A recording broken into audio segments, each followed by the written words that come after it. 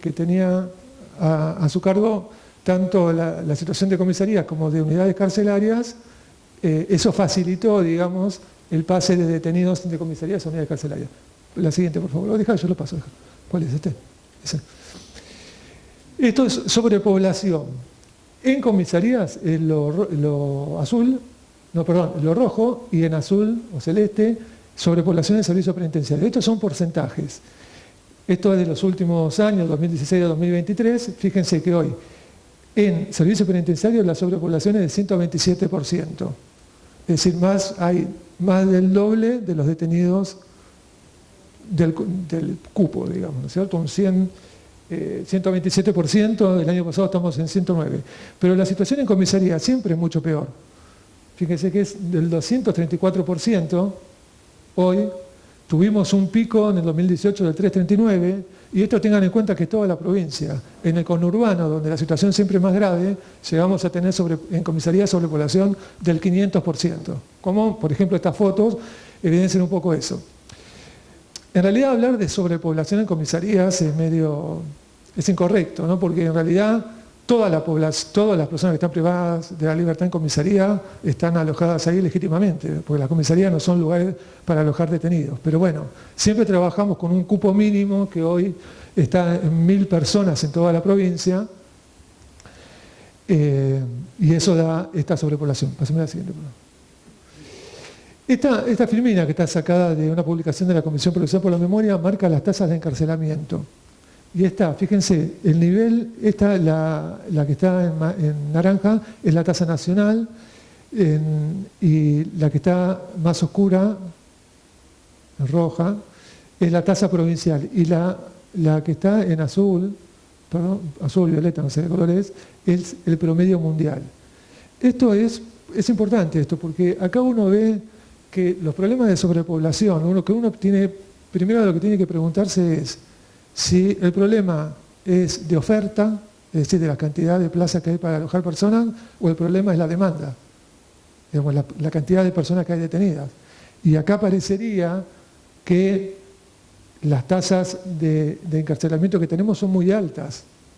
Lo que quiere decir que el problema no es solamente que no hay lugar, el problema es que no es que hay poco lugar, el problema es que son muchos. Y esto marca la responsabilidad del Poder Judicial, ¿no? Que coincidió con lo que decía recién la doctora. Pasamos a la siguiente. Ahora, vamos al caso Berbisky. ¿Te estoy tomando? ¿Bien? Le decía, la acción fue presentada en el 2001 por el CELS, se presenta ante el Tribunal de Casación de la Provincia de Buenos Aires y la presenta por todos los detenidos de la provincia, ¿no? Diciendo, las personas están en una situación indigna, no pueden estar en comisarías. El Tribunal de Casación rechaza el recurso, rechaza la acción, diciendo, no, esta es una cuestión que tienen que trabajar los jueces individualmente. El CELS recurre, Corte de Provincia, la Corte de Provincia también rechaza el pedido, diciendo que más o menos lo mismo, ¿no es cierto?, que no se podía suplir a los jueces individuales, y el CELS recurre a la Corte de Nación. 2005 sale, después de 4 años, sale el primer Berbisky, el fallo de la Corte de Nación, que es acá el mandato, digamos, que bueno, ahí es cuando la Corte dice que las reglas mínimas para el tratamiento de reclusos de Naciones Unidas son la pauta fundamental a la que se tiene que adecuar toda detención. Dispone a hacer cesar en términos de 60 días la detención de menores y enfermos en comisarías, estamos hablando de comisarías. Y lo que dice en rojo es que instruye a la Suprema Corte y a los demás jueces, a los jueces de la provincia, a hacer cesar toda situación de agravamiento, digamos, de las condiciones de detención. Ordena otras cuestiones al Poder Ejecutivo que informe las condiciones que se cumple cada detención, como que haga un informe individual por cada detenido para que los jueces revisen la necesidad o racionalidad de seguir manteniendo a esas personas detenidas.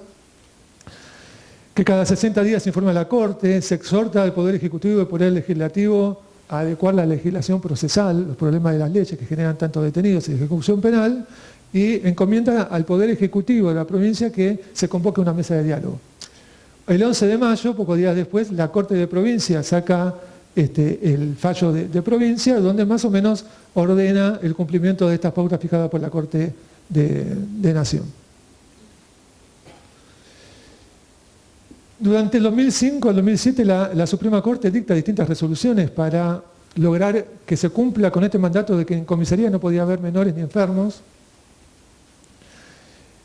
hace exhortaciones al poder político para adecuar las normas de excarcelación, las normas del Código Procesal Penal y las normas de ejecución penal para que se adecúen a los estándares internacionales.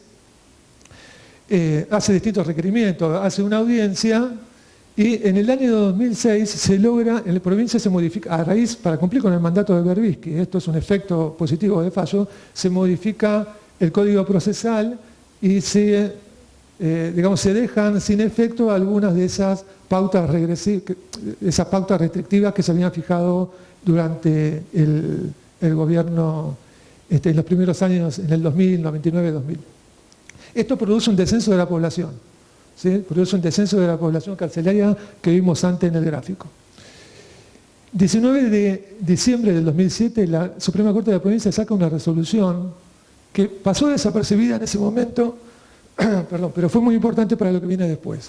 Fue negativa esta resolución, ¿no? Desde mi punto de vista. ¿Por qué? Porque la Corte lo que dice ahí, lo que dijo en esa resolución es, bueno, cumplimos con el mandato de que no haya más de menores y enfermos en comisaría, cumplimos con el mandato de intimar a que se modifiquen, a exhortar a que se modifiquen las leyes, y el tema de hacer cesar toda condición indigna de detención es un tema muy complejo, que lleva mucho tiempo, con lo cual lo que vamos a hacer es damos por concluido el caso en el estricto ámbito jurisdiccional. Esas son palabras de la Corte. ¿Qué quiere decir? Cerró el caso en el ámbito jurisdiccional, crea la Secretaría de Derechos Humanos en la Corte y como que le deriva todo a la Secretaría de Derechos Humanos, y esto es importante por lo que le voy a decir después. Perdón, aprieto este para... 2014. 2014, acuérdense, es cuando empieza de vuelta a crecer exponencialmente la población. ¿Qué hacemos los defensores generales? En la provincia de Buenos Aires, cada departamento judicial tiene un defensor general, yo soy uno de ellos, siempre nos juntamos, nos reunimos, trabajamos hace mucho tiempo juntos. En el 2014 dijimos, algo tenemos que hacer, hagámosle una presentación a la Corte de Provincia. Le hacemos una presentación a la Corte de Provincia diciendo el mandato está incumplido de Berbisky y le propusimos un montón de medidas. Llamativamente la Corte nos resolvió prácticamente en el día, por presidencia, diciendo no, Berbisky está cerrado, porque dijimos que estaba concluido en el ámbito jurisdiccional y en todo caso, esto que ustedes están presentando sería un nuevo habeas corpus colectivo y se lo mandamos a un juez de primera instancia. Nosotros, no todos, pero a un grupito de los defensores generales, interpusimos una serie de recursos hasta el recurso federal que llega de vuelta a la Corte de Nación, ¿no es cierto? Nos rechazan en provincia, bueno, vinimos un día acá al Palacio y presentamos la queja, el recurso de queja en la Corte de Nación. Luego, digamos, en el 2000...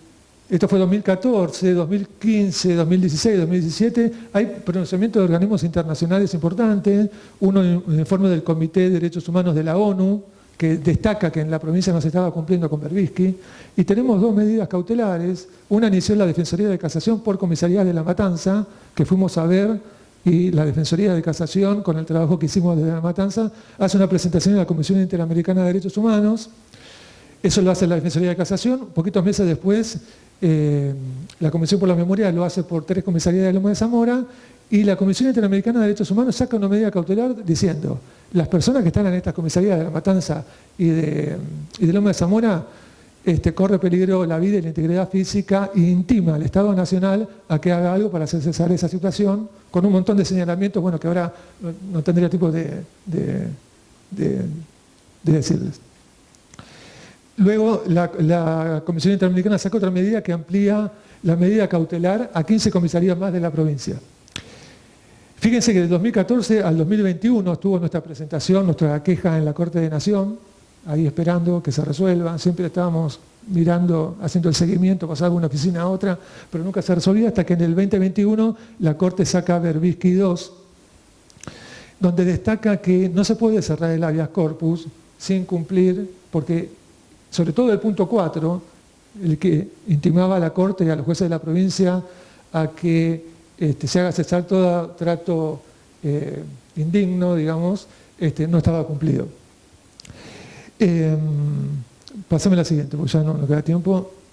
La Corte lo que hace, bueno, revoca la decisión de la Corte de Provincia, la manda de vuelta a la Corte de Provincia. La Corte de Provincia abre un espacio de diálogo donde participaron varias organizaciones, también la Defensa Pública. Yo estuve en uno de esos grupos, creó como 4 grupos de análisis, uno sobre cupo, uno sobre comisarías, otro sobre ingresos y ingresos, otro sobre estándares. Bueno, trabajamos con funcionarios de la Corte de Provincia, luego eso se presentó y la Corte saca una resolución ahora que sería el Berbisky 2 de provincia, donde crea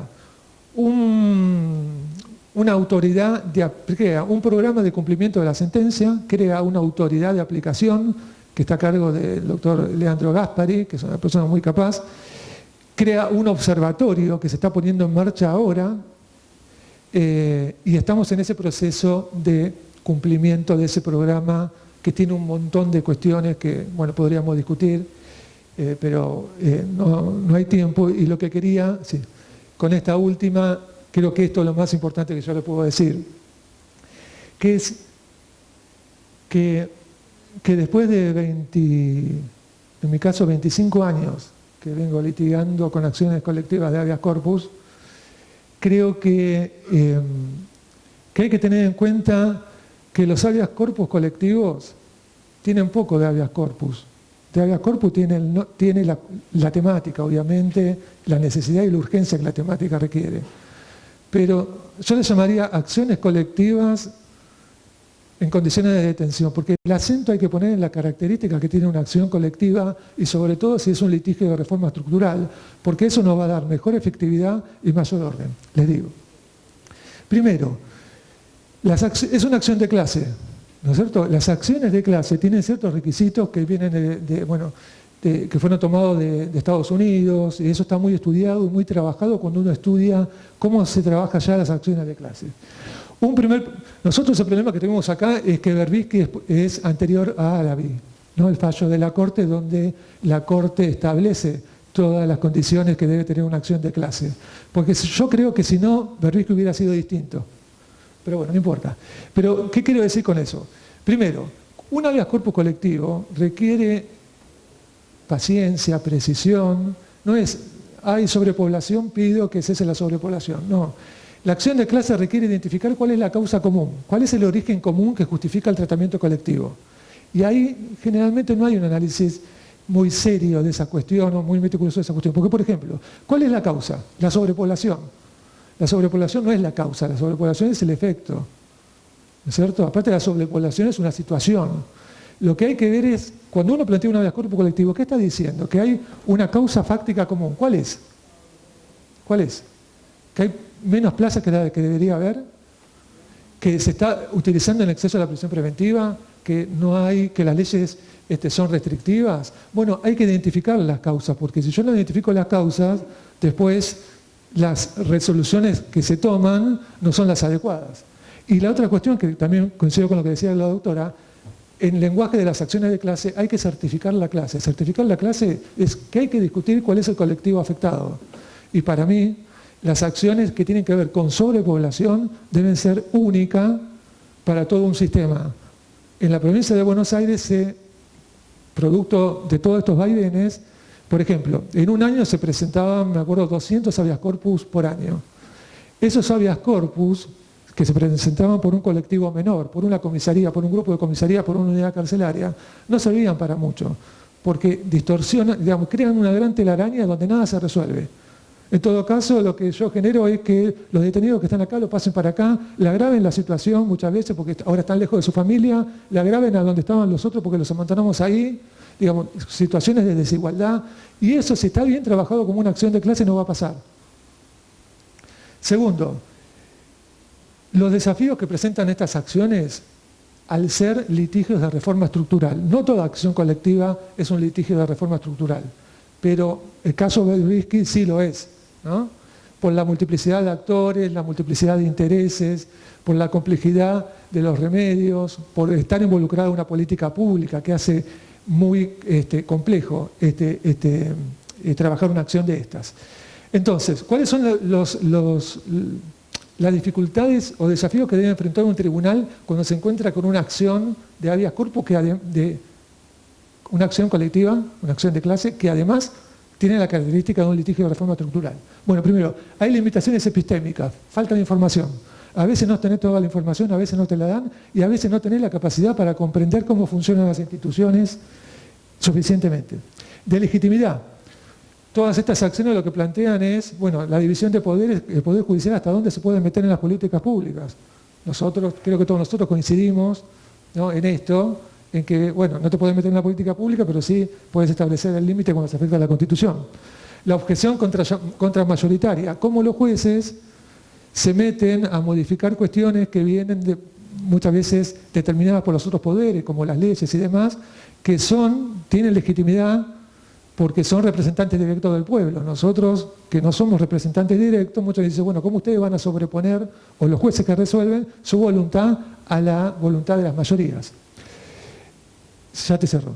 Después hay inconvenientes para incentivar el cumplimiento, digamos, cuando uno ordena algo para que efectivamente se cumpla. Inconvenientes también, como decía la doctora, para lograr apoyo político y consenso en la sociedad, con el cambio con el cambio que uno quiere generar. Y todo esto lo que requiere, no tengo tiempo, pero lo que requiere es, primero, activismo del tribunal, y en ese activismo es necesario ejercer el poder de jurisdicción, esto es, las órdenes que se pueden dar, pero con eso no alcanza. No alcanza ni sirve porque, digamos, todo el análisis que hay, los estudios que hay sobre acciones de clase, lo que enseñan es que el tribunal tiene que ejercer el poder de jurisdicción, que es fundamental. Por eso, cuando la Corte de Provincia dice que el caso está cerrado en el ámbito jurisdiccional, fue un retroceso enorme, pero también tiene que utilizar el capital político. Ese capital político es, ¿cuál es el poder que tiene un tribunal para influir en el ámbito de las ideas? Esa es la razón por la cual nosotros no quisimos que el habeas, cuando hacemos la presentación en la Corte, que se vaya a un juego de primera instancia. No porque el juez de primera instancia sepa menos que el de la Corte, al contrario. Generalmente los jueces de instancia, los jueces de ejecución, acá lo veo Alejandro, digamos, tienen mayor conocimiento que por ahí hasta un tribunal superior muchas veces, pero el tema es el capital político para generar el cambio. Y después, bueno, vienen todos los desafíos que tienen con el modelo de intervención para generar el cambio, ¿no es cierto? También, todos los análisis que hay, los trabajos de estudio que hay sobre acciones colectivas, dicen el mejor modelo es el dialógico, experimental o deliberativo. Esto de crear consenso, porque es la única forma de impulsar cambios en la política. Es una política pública. Pero ojo que eso tiene un montón de complejidades. Para cerrar, porque si no me van a matar, lo único que le puedo decir de esto es que el mejor modelo, según los análisis que se ha hecho de esto, por ejemplo, en Colombia, en países donde tienen más tradición que nosotros en acciones de clase, es que el mejor modelo que funciona es una declaración judicial fuerte, es decir, cuando sale el fallo tiene que ser fuerte en la declaración, ¿no? Medidas moderadas, es decir, tiene que haber un espacio ahí de diálogo y de consenso, y ahí las mesas de diálogo, ¿sí? Eso está bien, pero también lo que requiere el mejor modelo es un control y seguimiento fuerte, que fue lo que no pasó en Berbisky. Bueno, obviamente cada una de estas cuestiones da para discutir y hablar mucho, pero bueno, el tiempo es limitado, así que les agradezco. Bueno. Muchas gracias. Vamos a continuar enseguida porque el plazo ya se va corriendo, así que a continuación va a hablar la doctora Vilma Biseglia, abogada egresada de la UBA, jueza nacional de ejecución penal desde el 2015 hasta la actualidad. Desde el 2005 fue secretaria judicial de la Secretaría de Ejecución en el Poder Judicial de la Cava. Es especialista en Derecho Penal y Criminología, egresada de la Facultad de Derecho UBA, especialista en Derecho Penal Económico por la Universidad de Castilla-La Mancha, España, y en Criminología por la Universidad de Salamanca. Docente en la Facultad de Derecho de la UBA y de la licenciatura en Tratamiento Penitenciario de la Universidad Nacional de Lomas de Zamora.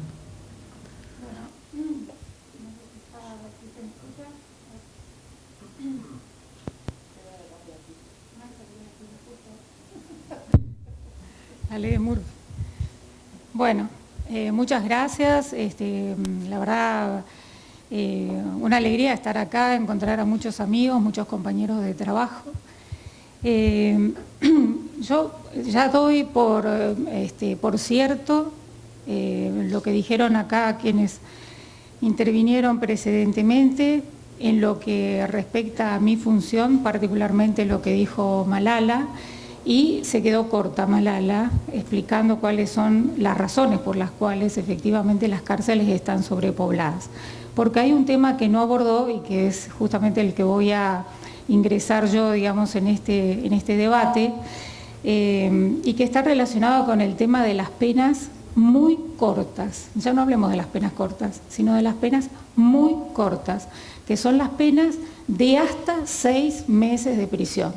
Uno dirá, no, o sea, no existen las penas de 6 meses de prisión. Sí existen. Y acá yo me tomé el trabajo, imprimí apenas un año del informe del juzgado, que se lo paso, me distraigo un segundo distraigo las manos un segundo para mostrar.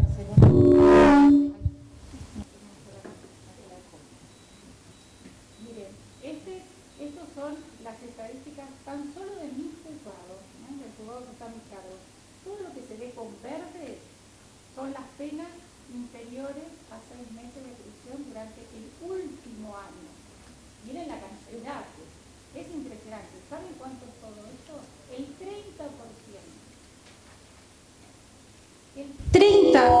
El 30% de lo que ingresa a cada uno de los juzgados de ejecución, que son aproximadamente 200 casos, pueden ser un poquito más, el 30% son penas inferiores a 6 meses de prisión. Esos 6 meses de prisión se cumplen a partir del año 2017, como bien lo señaló Malala precedentemente, a raíz de una reforma que hubo de la ley 24660, que es nuestra ley de ejecución, por la 27375, que supuestamente eran de gran impacto, o sea, la reforma era de gran impacto sobre los delitos graves, los delitos violentos, respecto de los cuales se había decidido que no se no se permitía ninguna soltura anticipada, realmente impactó en este 30% sobre los delitos de hasta 6 meses de prisión. ¿Por qué? Porque se suprimió la posibilidad de convertir las penas de prisión en tareas comunitarias, como se venía haciendo durante años y años, con éxito. Entonces, ¿qué pasó? Las cárceles se han llenado, sobre todo las cárceles federales, las que están a cargo de Malala en forma indirecta, por decirlo de algún modo en este momento, se llenaron de personas que están cumpliendo penas de 1 mes, de 2 meses, de 3 meses, y que saben que se van, como suelen decir, con la pena vencida.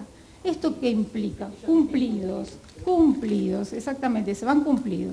Entonces no tienen ninguna perspectiva de poder ser liberados con anticipación. Y esa ausencia de toda perspectiva produce situaciones de violencia dentro de la cárcel, porque el no tener ningún aspecto, no estudiar, no trabajar, no generar ninguna construcción personal identitaria dentro de la cárcel, hace que se generen todo el tiempo situaciones de violencia, sobre todo de violencia con aquellos privados de libertad que tienen penas un poco más largas. Entonces, a todo lo que explicó Malala precedentemente sobre la sobrepoblación, etcétera, hay que sumarle los altos índices de violencia que existen dentro de la institución, lamentablemente en cierto modo producidos por esta situación. Ahora, ¿qué podemos hacer con esto? ¿Tenemos penas alternativas a las cuales recurrir? No, porque esa fue suprimida efectivamente en el año 2017, respecto de la cual no tenemos forma, ya le hemos buscado alguna forma como para ver cómo podríamos resucitar la idea de la conversión. La verdad que nos falta normativa. Acá entonces estamos un poco pasándonos la responsabilidad de sector a sector, ¿no? Los penitenciarios que dicen, bueno, pero las cárceles están llenas por orden judicial de presos, ¿no? Por orden judicial. Y lo que nosotros como jueces decimos, bueno, muy bien, pero y nosotros no tenemos normas alternativas para poder aplicar. Ni siquiera tenemos la posibilidad de ampliar un poquito el tema de las prisiones domiciliarias. Estoy hablando siempre de lo que pasa en el Poder Judicial de la Nación, que no es la misma situación que la que tienen los jueces de provincia, que siguen teniendo una ley que increíblemente antes era peor que la de nación y ahora resulta ser que tiene un estándar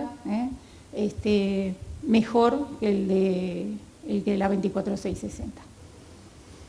Entonces, no tenemos penas alternativas. ¿Por qué? Porque no tenemos esta posibilidad de conversión, pero tampoco podemos utilizar otras, como por ejemplo la prisión domiciliaria a piacere, porque la prisión domiciliaria está prevista en el artículo 10 del Código Penal en forma estricta. Quizás aquellos que tienen a su cargo procesados pueden ampliar un poco ese elenco, digamos, de posibilidades de poner a una persona en prisión domiciliaria. Pero nosotros tenemos que las prisiones domiciliarias solo se dan como una especie de morigeración de la pena, por razones de enfermedad, etcétera, tal, o para hacerse cargo de una persona. Muy difíciles, les digo, son muy difíciles los trámites para poder consagrar esa posibilidad, muy difícil. Y además, en estas penas pequeñas, el problema es que la mayoría de los que se encuentran privados de la libertad se encuentran precedentemente en situación de calle. Entonces, es muy difícil habilitar una domiciliaria, porque además de todo, y le digo que esto lo estamos comprobando incluso en las audiencias que estamos llevando adelante, es muy difícil que puedan cumplir con las reglas que se le imponen para poder sostener esa prisión domiciliaria. Por ejemplo, incluso sostener tratamientos vinculados a la problemática de consumo. Mucho problema de consumo. Y no tenemos tampoco, de parte de la Cedronar, por ejemplo, la posibilidad de un acompañamiento más dinámico, si se quiere, o de algún tipo de acompañamiento. Entonces, se nos van acortando cada vez más todas las posibilidades. Necesitamos, para ir cerrando, porque yo no me quiero perder el segundo round entre Malala y Carla, que se viene ahora. Ay. Así que para ir cerrando lo que les quiero decir es lo siguiente. Nosotros necesitamos, yo recuerdo, yo creo que las cárceles se transforman desde afuera hacia adentro. Yo recuerdo siempre ese capítulo hermoso de Lila Caimari cuando citaba a Pettinato, que siempre la consigna de Pettinato era que la revolución llegue a las cárceles, porque él estaba viviendo un periodo histórico, político, económico, etcétera, que él en su entusiasmo quería reflejar adentro de la cárcel. Ese periodo histórico, que duró más o menos hasta los años 70, es un Estado social de derecho. Entonces yo escucho acá al defensor abnegado con todos sus habeas corpus de la provincia de Buenos Aires y tal. Si nosotros no tenemos un Estado social de derecho que cambie las condiciones de vida de las personas, de estos 200 aproximadamente presos que tenemos con penas de 1 mes, 2 meses, 3 meses, por hurto, robo, hurto en grado de tentativa y robo en grado de tentativa, 2 quesitos, no sé, 3, no vamos a poder superar ninguna situación si no tenemos una política de conjunto, no solo económica, social, etcétera, sino también destinada a reorganizar el Poder Judicial y destinada a reorganizar esas leyes que a nosotros nos rigen en nuestro labor cotidiano. No vamos a poder cambiar absolutamente nada y no va a haber cárcel que aguante, Entonces, lo que yo, nada más para cerrar, digo es lo siguiente. Necesitamos urgente, por lo menos de un modo coyuntural, penas alternativas de prisión ya. Y necesitamos además la posibilidad de convertir esas penas pequeñas, relacionadas con personas con mucha problemática de consumo. Necesitamos salud, necesitamos atención de salud mental, la Cedronar o quien sea, pero que una persona pueda ser derivada a una institución que le pueda dar salud mental, transformar penas en medidas de seguridad, en síntesis, cosa que está prevista en el artículo 16 de la 23777 hace 500.000 años. Y no lo podemos hacer porque no hay recursos. Entonces, bueno, nada más para cerrar, lo único que me parece, digamos, que nos podría ayudar, es un llamado de atención a nuestros legisladores pidiendo ese recurso. Bueno, muchas gracias.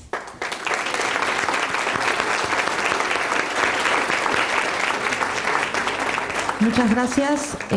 Antes de darle la palabra al siguiente participante, quiero avisarles que todos los participantes, además de otorgarse el certificado, vamos a hacer un drive, así que vamos a subir la charla y también documentación que los panelistas nos quieran acercar, también lo vamos a subir, así que todos vamos a poder compartir esa información.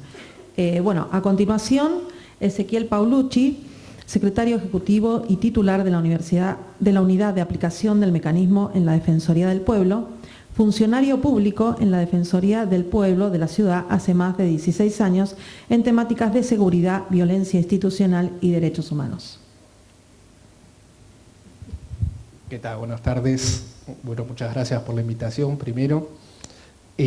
Como bien decía Mónica, soy el secretario ejecutivo del Comité de Prevención de la Tortura de acá de la Ciudad de Buenos Aires, que fue creado recientemente, 2019, conformado 2019, cuya titular es la actual defensora del pueblo, María Rosa Muñoz, y está integrado por distintas instituciones, como por ejemplo el Ministerio Público de la Defensa de la Ciudad de Buenos Aires, representada por el doctor Dúa Castela, representantes del Ejecutivo, representantes de la legislatura porteña.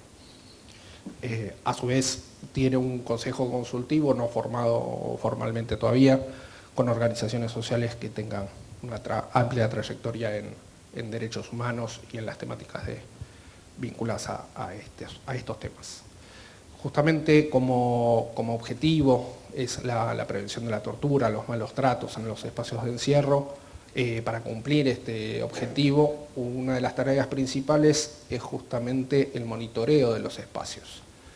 En el monitoreo de los espacios en la Ciudad de Buenos Aires, claramente los dispositivos, tanto comisarías como alcaldías, pasan a ser un lugar principal, y más aún en el colapso que tenemos desde el inicio de la pandemia y que continúa actualmente.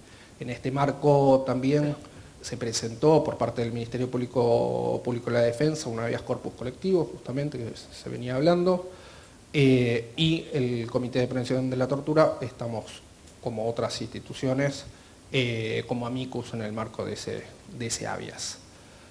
A su vez, nosotros venimos, a partir de estos monitoreos, entrevistas a las personas que se encuentran detenidas en los distintos dispositivos, planteando en distintos informes, en distintas recomendaciones, un par de asuntos. En primer lugar, la situación que tenemos de sobrepoblación, o sea, las comisarías, ahora vamos sobre ese punto, pero para introducir, tenemos dos tipos de dispositivos que son las comisarías y alcaldías. En ambos tipos de dispositivos tenemos obviamente situaciones de hacinamiento, falta de higiene, falta de atención a la salud,